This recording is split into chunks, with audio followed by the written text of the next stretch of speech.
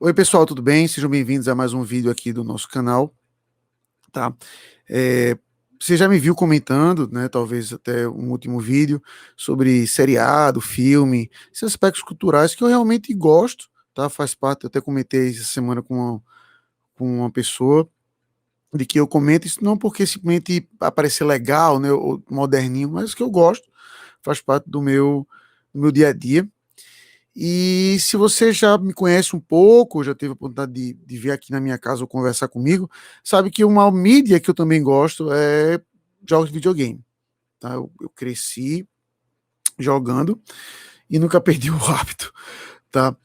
Então, antes mesmo de comentar, o que eu gostaria de comentar, eu só destaco assim que ninguém tem a obrigação de gostar, não acho que você deve entrar nisso, você que é pai, assim, eu devo ou não comprar um videogame pro meu filho, eu acho que é uma coisa que é muito pessoal, muito de cada um. O que eu sempre tento mostrar um pouco é de que se você, como eu, tem minha idade, eu tenho 38, por exemplo, ou perto da minha idade, você deve ter provavelmente aquela ideia de videogame ainda, se você nunca viu mais nada, do Pac-Man, né? Ou seja, daquela boquinha abrindo e fechando, comendo aquelas pilulazinhas, correndo de fantasma.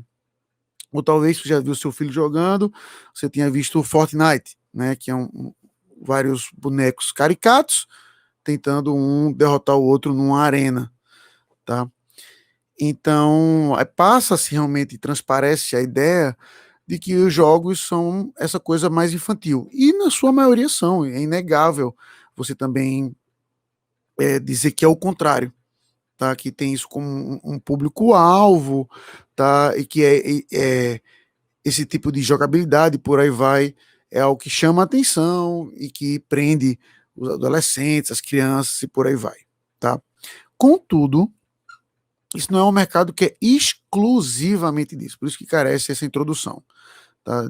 Já há alguns anos para cá, você vê que os jogos eles tentam contar uma história, você se envolver com o personagem, tá? Com aquele mundo ali, você tentar criar um impacto. Por exemplo, eu nunca esqueci da propaganda de um jogo chamado Black and White, um jogo bem antigo, e que era justamente vendido dessa forma: aqui você é Deus, se você vai ser um Deus bom, se você vai ser um Deus ruim, é a sua escolha, tá?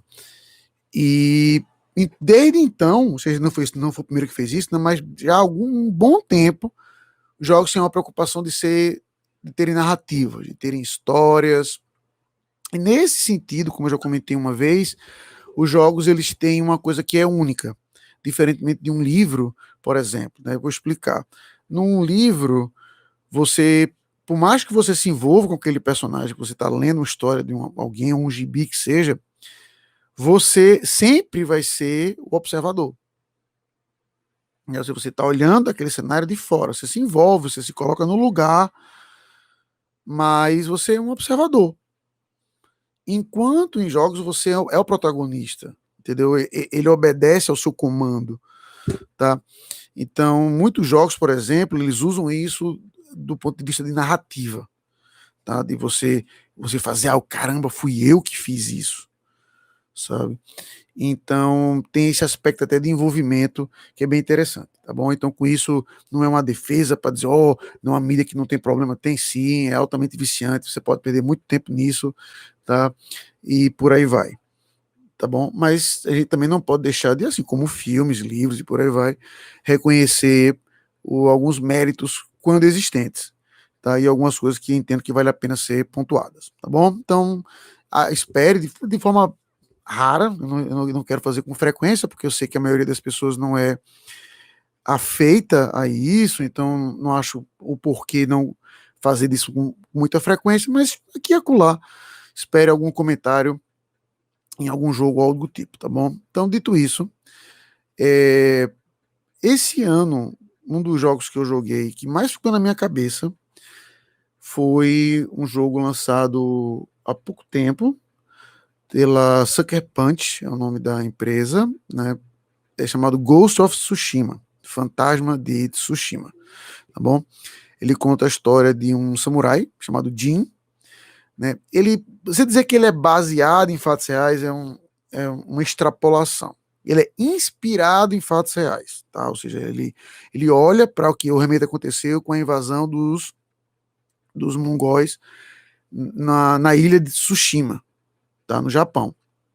Então ele olha para esse período e ele cria uma história fictícia, tá? Que tem inspiração em coisas reais. Então, o início do jogo, por exemplo, estava vendo um historiador comentando que aquilo de fato aconteceu, ou seja, a invasão dos mongóis na praia e os samurais que foram basicamente dizimados pelos mongóis ali na ilha, porque eles foram lutar com honra. Então, logo a cena de abertura é exatamente isso: os samurais em número incomparavelmente menor, eles parados no topo da montanha, e aí eles mandam um samurai para, tipo assim, como se fosse o mais forte dos samurais, para tentar resolver o problema como homem. Ó, manda o, o maior lutador de vocês, a gente vai resolver isso aqui na hora. Aí o samurai chega: quem é o lutador aqui que vai me enfrentar? Não sei o que. Aí chega o líder mongol, como se fosse com um copo de bebida na mão, e aí ele olha pro samurai, assim, enquanto o samurai tá lá, o samurai tá comigo, ele não tem dúvida, ele joga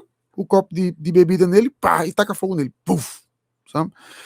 Deixando claro a diferença de mentalidade, a ideia dos samurais que vão lutar com honra contra um inimigo que não tem nenhum tipo de honra, tá? Então, se ainda não ficou claro, eu vou soltar spoiler do jogo inteiro, tá certo? Então, se você pretende jogar algum dia, não escute, deixe para depois, tá bom? Então a história vai contar a história do Jin, que ele é um sobrevivente dessa luta, certo? Ele sobreviveu a esse massacre, não pode nem se chamar de combate, tá? E aí a história se desenrola em cima disso, como ele primeiro quer resgatar o tio dele, que foi preso. O tio dele funciona como se fosse o governador da ilha, e que foi quem criou ele, tá? Depois da morte do pai em combate, ele viu a morte do pai em combate, e aí o tio dele, que é um samurai respeitável, o adotou como filho mesmo, né? Até no meio do jogo ele oficialmente diz isso: Jin, eu pedi pro Shogun e oficialmente você agora é o meu filho. E aí o jogo se passa nisso. Então o primeiro ato do jogo, por assim dizer, é você indo resgatar o seu tio. O segundo ato do jogo é você se preparando, por assim dizer, para o combate final. E o terceiro ato é combate basicamente com os mongols, tá certo? Então, o jogo ele é muito bacana, a jogabilidade, uh, o universo foi criado, é um dos jogos mais bonitos que eu joguei na minha vida. Tem muitas histórias tristes ao longo do jogo que me envolveu, mas o que eu quero pontuar não é isso, não quero tentar dissecar o jogo como um todo. Mas na jornada do Jin, o que acontece?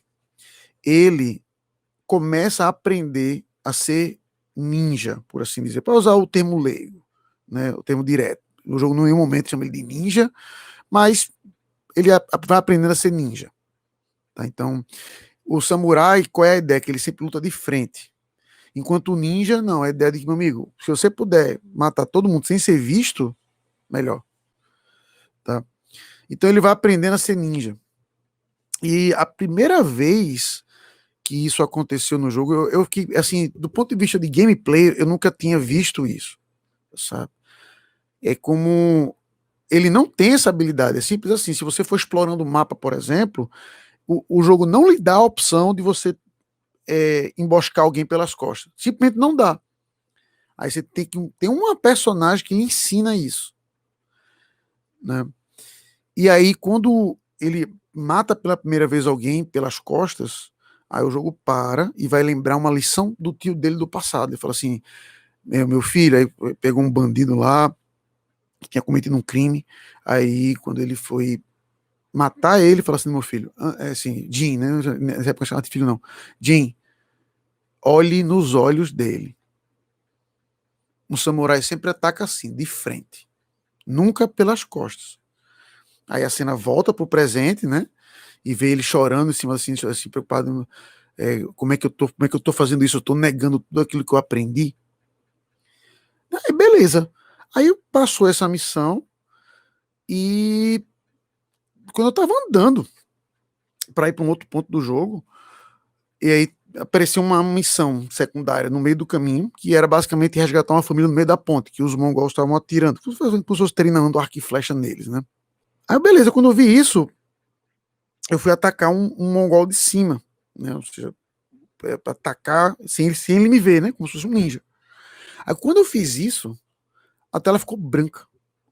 Aí eu disse, caramba, será que eu matei um japonês sem querer e isso foi o game over, né?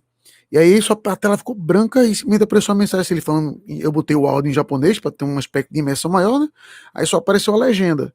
Sim, me perdoe, tio. Aí, caramba, é como se ele realmente tivesse esquecendo tudo que ele aprendeu com o tio dele. Então, o jogo vai crescendo é exatamente essa dinâmica de como ele vai abrindo mão do que ele aprendeu e ele vai criando então a sua nova moral, ou seja, eu posso abrir mão do que eu aprendi se eu estou fazendo isso por uma coisa boa, que é o ponto. Enquanto o tio dele é aquele clássico samurai, que a gente tem que lutar da forma certa, mesmo que isso implique perder vidas. O Jin se torna pragmático. Não, meu filho, se eu puder salvar minha família todinha e o Japão todinho, e eu simplesmente que eu vou mudar meu estilo de vencer, o que você está chamando de desonra, eu vou fazer isso, não tenha dúvida. E o jogo o tempo todo mostra o aspecto como isso também traz problemas, a questão do desenvolvimento do veneno e por aí vai, sabe? E para mim foi previsível, mas ainda assim impactante ver que a última luta, né, o último chefe, para falar no popular, é justamente o tio dele. Não é o general mongol, ele é o penúltimo. Você expulsa os mongols, a última luta é o tio dele. Você vai justamente assim que você vê o clash, o confronto de cosmovisões. Sabe? Onde o tio dele, meu filho, você se tornou isso, eu tenho que combater você então. Você agora virou um inimigo. Se você pensa dessa forma, eu lhe amo, mas eu vou ter que combater você. E o Jin, obviamente, não queria fazer isso, tanto é que no final eles ficam juntos, assim, meditam juntos e tudo tal, e eles fazem um combate, e o próprio Jin vai como samurai, não vai como o fantasma de Tsushima, e luta como samurai, tá? Eu achei incrível isso, incrível mesmo, sabe?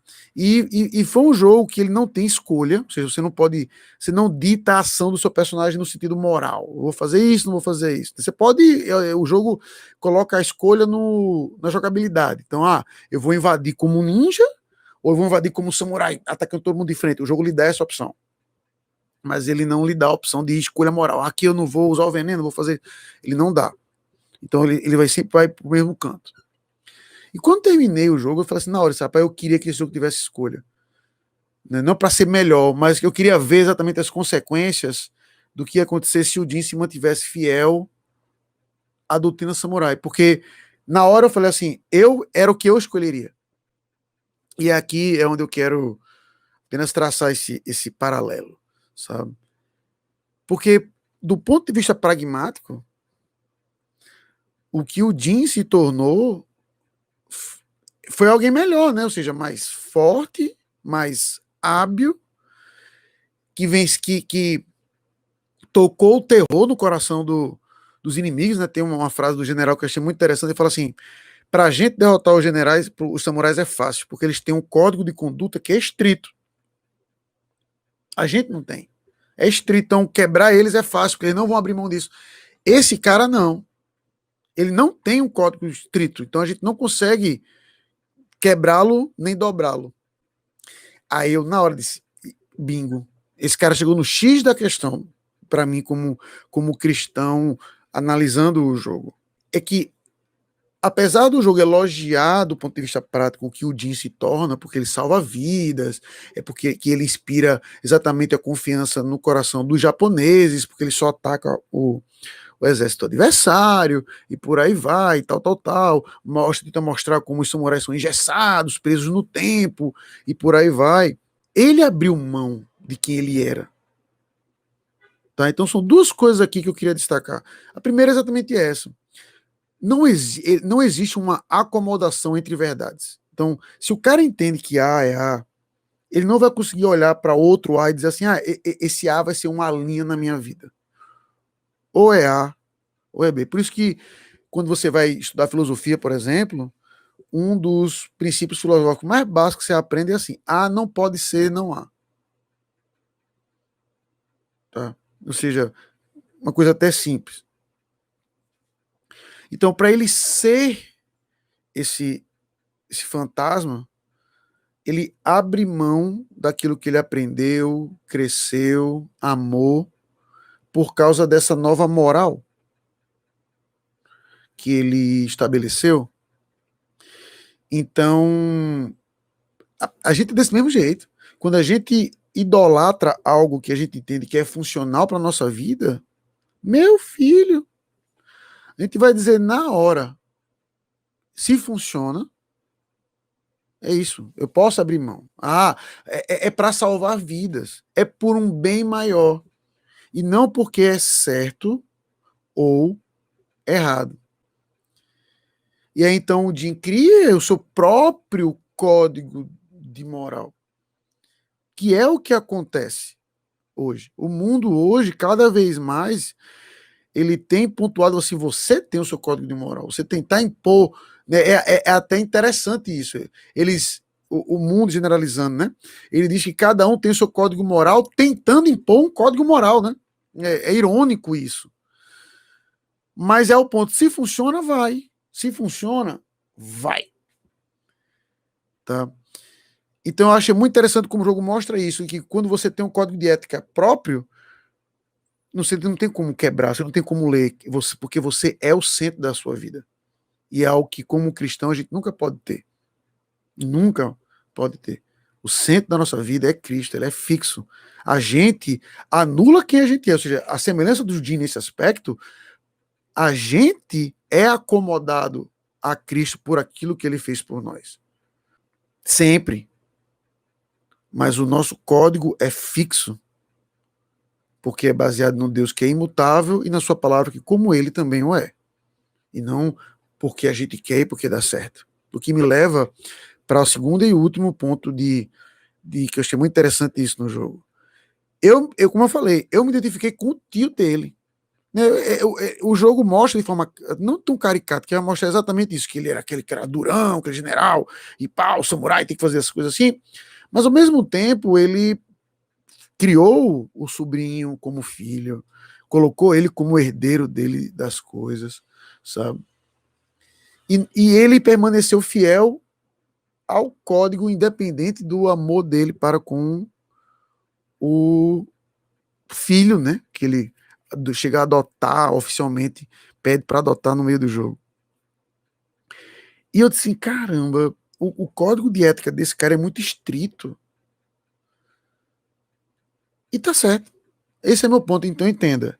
Eu não estou dizendo que, em particular, a ética dele está certa. Não é isso que eu estou dizendo. O que eu estou dizendo é, a gente não pode abrir mão do que nós acreditamos como sendo a verdade, porque isso pode prejudicar alguém que a gente ama.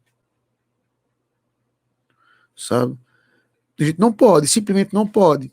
E é fácil a gente, como você vê isso em Mateus 15, por exemplo, quando Jesus vai pontuar, vocês estão preocupados com isso, e os filhos de vocês, que são desobedientes, porque não aplica o rigor da lei neles, não, que dá para se aproveitar alguma coisa.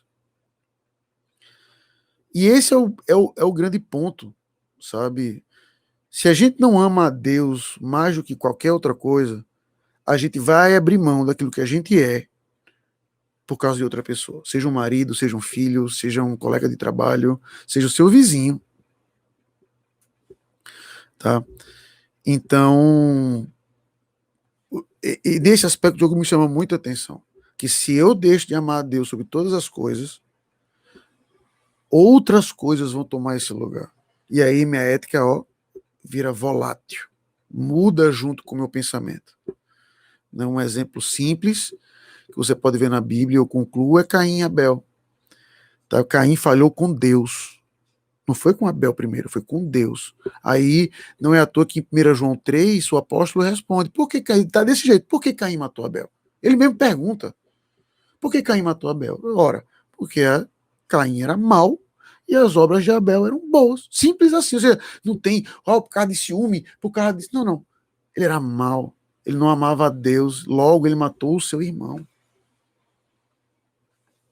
Se a gente não ama a Deus mais do que todas as coisas, a gente vai, em algum momento, e acredite, isso vai ser até um pouco duro, a gente vai odiá-lo, porque a gente vai amar mais outra coisa do que a Deus, tá certo? Então, achei muito interessante como os jogos, né, tem até esse aspecto de profundidade, esse em particular, tá? Então, para mim, foi talvez o melhor jogo que eu joguei esse ano, justamente por conta de tudo isso. Obviamente, a jogabilidade tudo é muito bom, mas por conta de tudo isso, desses aspectos que, enquanto eu jogava, trouxe a reflexão, tá bom? Então, é isso. Espero que você tenha gostado da análise, né? Dê seu comentário se você jogou o jogo também, tá bom? E sugira, tá certo? Algumas coisas pra gente comentar e até a próxima, se Deus quiser. Tchau, pessoal.